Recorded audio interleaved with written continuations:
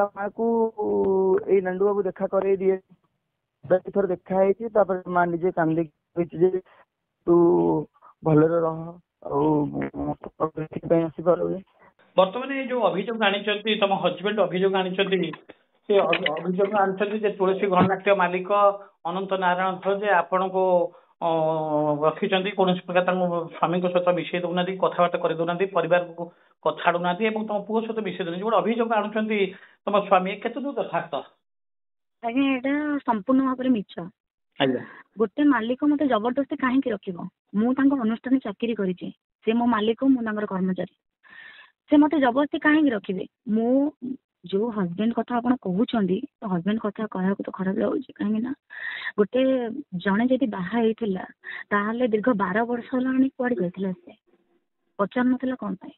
ଆଉ ଛାଡିକି ମତେ ଯାତ୍ରା ପାଟିରେ ଏକୁଟିଆ ଛାଡିକି ସେ ପଳେଇଲା କେମିତି କହୁନାହାନ୍ତି? ତାପରେ ବି ଯାତ୍ରା ପାଟିକି ଛାଡିକି ଗଲା ପରେ ସେ ବାହା ହେଇଥିଲା, ତାପରେ ସେ ବାହା ହେଇଥିଲା ଜଣଙ୍କୁ। ତମ ହଜବେଣ୍ଡ ଆପଣଙ୍କୁ ଯାତ୍ରା ପାଟିରେ ଛାଡିଲା ପରେ ସେ ଆଉ ପଛରେ ମଧ୍ୟ ସେକେଣ୍ଡ ମ୍ୟାରେଜ କରିଥିଲେ? ଆଜ୍ଞା। ସେ ଅଛି କି ନାହିଁ ମୁଁ କହିପାରିବିନି, ତାର ବହୁତ ଝିଅ ମାନଙ୍କ ସହିତ ଲଫଡା, ବହୁତ ଝିଅ ମାନଙ୍କ ସହିତ ରିଲେସନସିପ ଅଛି।